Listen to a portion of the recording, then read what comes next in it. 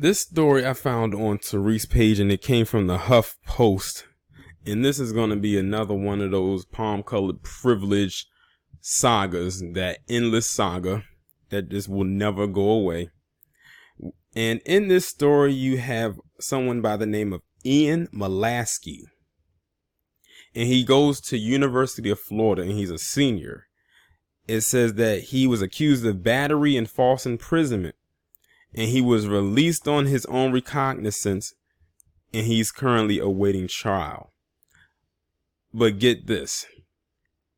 He was freed by the judge because he deemed him as high achieving. In other words, he must have good grades, and they have to think of his future. One thing I've come to realize is that when they give excuses like that, when they say we got to think of their future and everything like that, we all know it's always palm colored that they give that line to, no matter what they do. And I believe they do that because they have to put into the minds of the masses that they are the only group of people that are able to achieve a level of greatness. And that if we do something, we, even if it's seen as great, it's still not seen as good enough. I mean, here you have this guy, they said had some heavy charges against him that should get him jail time, that he's free because they say he's high achieving. Yet you had another guy out in, Kentucky, who kissed a white girl. No penetration, none. He not only gets sentenced to 12 years in prison, but when he gets out, he has to register as a lifetime sex offender. Make it make sense.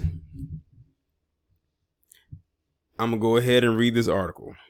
A University of Florida senior jailed on a charge of sexually assaulting a fellow student was released last week after a judge deemed him a high-achieving student. Ian Molaskey, a 21-year-old resident hall assistant, was arrested on August 29th after a female student called university police and accused Molaskey of forcibly kissing her, pinning her onto his bed, and attempting to put his fingers inside her days earlier.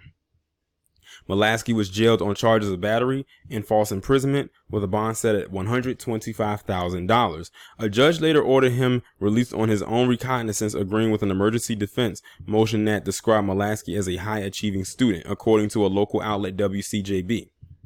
The bail reduction motion said Molaskey is slated to graduate in May 2020 with a double major and personally performed more than 210 hours of community service in the last 2 years. So you see what they're doing? They are now listing his resume.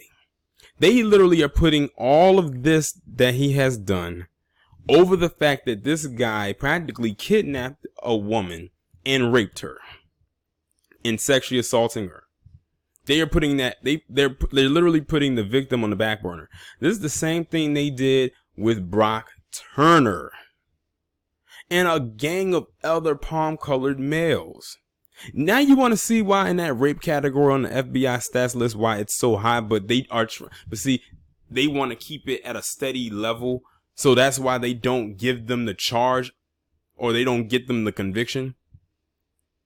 Because they have to put in this era of Me Too that black men are these predatory figures. Molaskey's motion also argued that he needed to help his parents prepare for Hurricane Dorian, intent to his double major as a senior about to graduate, according to the Alligator, the UF student newspaper. The woman, identified only as a UF sophomore, told officers that Molaskey called her drunkenly and said he needed water on the night of August 25th, according to a police report. She said she walked Molaskey back to his room, but he kept trying to make out with her despite her protests. After she continued to refuse his advances, he reportedly grabbed her by the wrist and said, "I want to sleep with you." When the woman tried to leave Molaskey's room, he grabbed her, picked her off the floor, and pinned her to his bed, where he attempted to finger her through her underwear. The young woman told police she eventually escaped and returned to her dorm room. Later that night, she woke in her bed and found Molaskey trying to lie next to her. A friend of the woman who had been sleeping in the dorm room woke up from the commotion and yelled at Molaskey to leave, according to the report. Molaskey's bail motion explained the incident as a misunderstanding among platonic friends fueled by alcohol.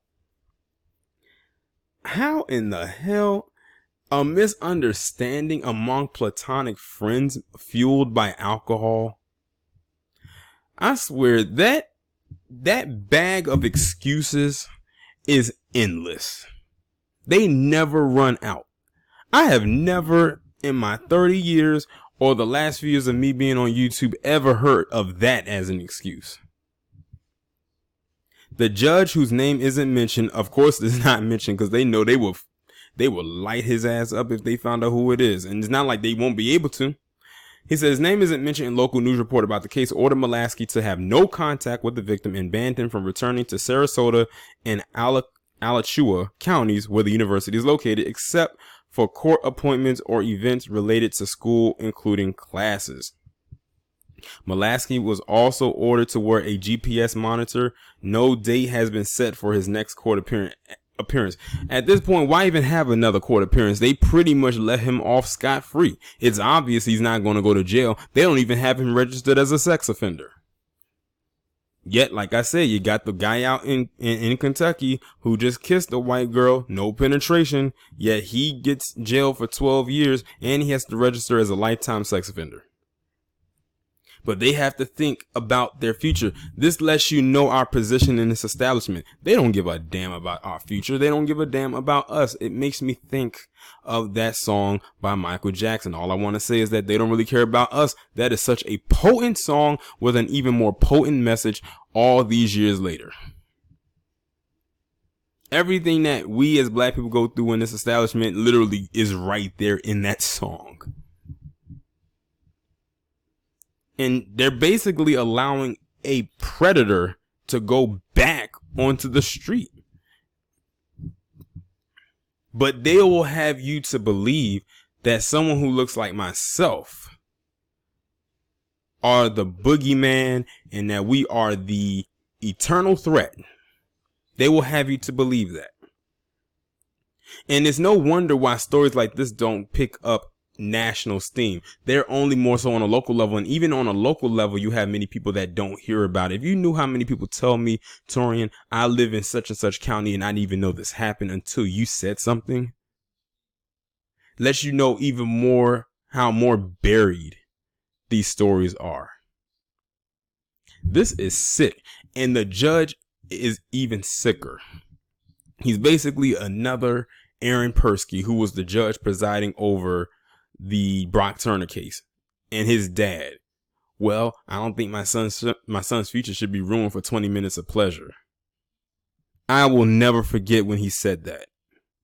Sound like rape is considered pleasurable now? But y'all let me know what y'all think about this down in the comments, and I'll talk to you in the next one.